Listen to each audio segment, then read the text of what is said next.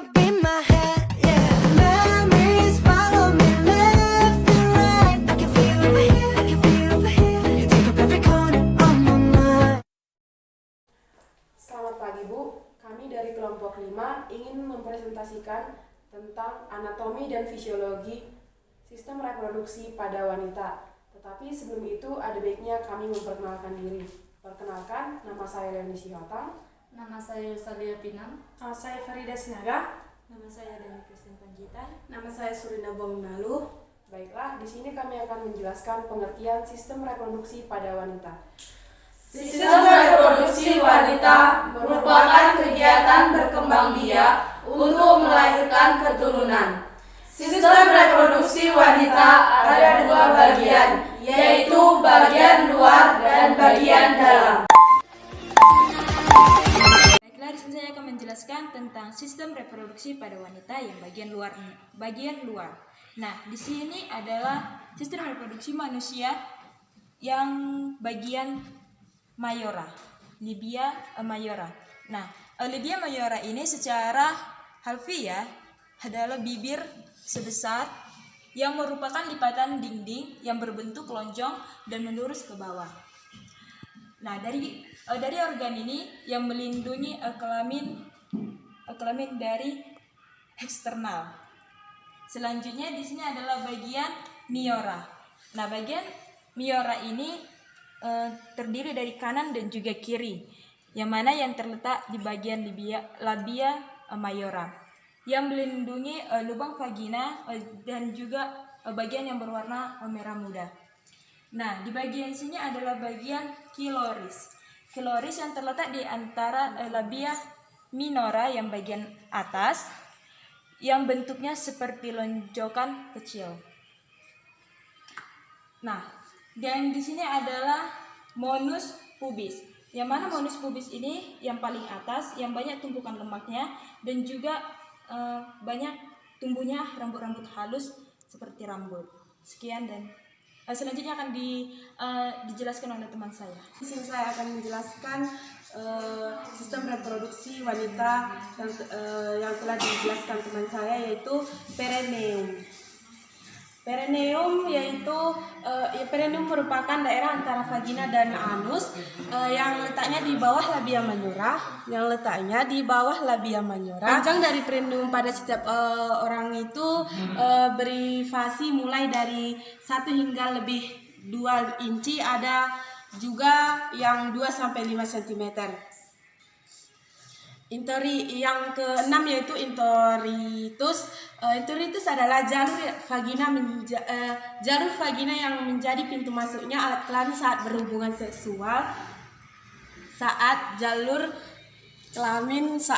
seksual.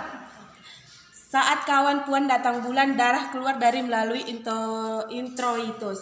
Yang ketujuh yaitu uretra. Uretra adalah lubang lain di bagian luar alat reproduksi. Dia berbentuk seperti mengecil. Perempuan yang terletak di atas di depan lubang vagina, dan gambarnya seperti ini. Diletak di bawah lubang vagina. Uretra ini terletak di atas dan di depan lubang vagina. Uretra ini menjadi tempat keluarnya urin dan dari urin dan kantung kemih. Yang ke-8 yaitu kelenjar Bartholin. Kelenjar Bartholin ini terletak di samping lubang vagina. Ketika kawan puan menerima rangsangan seksual, kelenjar Bartholin ini akan menghasilkan pelumas. Sekian dari saya, sistem reproduksi bagian luar. Akan dijelaskan teman saya sistem reproduksi bagian dalam. Saya akan menjelaskan mengenai organ reproduksi bagian dalam pada wanita. Seperti yang terlihat pada gambar ini adalah organ reproduksi bagian dalam pada wanita. Nah, fungsi utama dari organ reproduksi bagian dalam pada wanita ini ada 2. Yang pertama itu untuk menghasilkan ovum dan menyalurkannya. Nah, yang kedua itu fungsinya untuk menyokong pertumbuhan janin. Bagian yang pertama itu ialah ovarium. Ovarium ini dibagi atas 2 bagian, yaitu ovarium kanan dan ovarium kiri. Selain menghasilkan ovum, maka ovarium ini juga berfungsi untuk hormon estrogen dan hormon progesteron. Nah, kedua hormon ini akan bekerja sama dalam siklus menstruasi atau dalam proses kehamilan. Bagian di dalam ovarium ini disebut dengan folikel. Fungsi dari folikel ini yaitu tempat berkembangnya sel telur. Nah, bagian yang kedua itu ialah tuba fallopi. Ini yang seperti pipa ini disebut dengan tuba fallopi, yang berfungsi sebagai saluran jalan ovum dari ovarium menuju uterus dan tempat terjadinya pembuahan. Nah, selain sebagai tempat terjadinya pembuahan, tuba fallopi ini juga berfungsi sebagai tempat terjadinya pembuahan. Di tuba fallopi inilah tempat bertemunya sel telur dan sel sperma. Nah, bagian yang ketiga itu ialah uterus, atau yang biasa disebut ini dengan rahim. Di uterus ini dibagi atas 3 bagian, yaitu bagian luar, bagian tengah, dan bagian dalam. Nah, bagian selanjutnya itu ialah cervix. Ini adalah bagian yang disebut dengan cervix. Cervix ini berfungsi untuk mengalirkan darah ke vagina. Berikutnya itu ialah vagina, sebagai saluran darah saat menstruasi dan sebagai jalan lahirnya bayi. Baiklah Bu, sekian dari saya dan selanjutnya akan dilanjutkan oleh teman saya. Menjelaskan tentang panggul. Ini adalah gambar panggul. Setiap wanita memiliki bentuk panggul yang unik dan berbeda satu sama lain, tetapi dengan struktur yang sama. Perbedaan bentuk panggul tersebut dipengaruhi oleh genetik, usia, gaya hidup, serta aktivitas seksual. Untuk mengetahui lebih jauh mengenai panggul wanita, kita akan memperjelas tentang panggul. Panggul adalah sebuah cincin tulang yang menopang tulang belakang dan melindungi organ perut. Bagian tubuh ini berada tepat di dasar perut atau antara perut, punggung, bawah, dan tungkai kaki. Sebenarnya, area panggul wanita dan pria sama-sama terdiri dari tulang, otot, sendi, ligamen, saraf, dan organ-organ di dalamnya. Hanya saja, organ pada anatomi panggul pria dan wanita berbeda. Tulang pinggul terdiri dari 3 tulang, yaitu tulang pinggul, skrum, tulang ekor. Tulang-tulang ini menyatu bagian erat sehingga persediaannya sulit terlihat. Ilium. Ini adalah ilium di atas sakral promontory. Dan yang kedua itu adalah pubis. Pubis ini di dekat insium. Yang ketiga itu insium. Insium ini berdekatan dengan pubis. Yang keempat itu adalah sakrum. Sakrum ini di paling atas di bawah sacroiliac joint. Tulang ekor. Di bagian bawah sakrum terdapat tulang ekor. Bagian tulang ini terdiri 4 tulang yang awalnya terpisah. Otot di sekitar pinggul wanita berfungsi untuk menjaga stabilitas tulang punggung, mempertahankan postur tegak, serta membantu pergerakan batang tubuh dari area kaki. Terima kasih. Saya akan menjelaskan tentang payudara.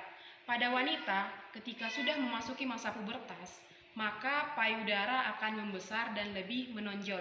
Sementara pada pria, bentuk dan ukuran payudara tidak berkembang atau tidak mengalami perubahan.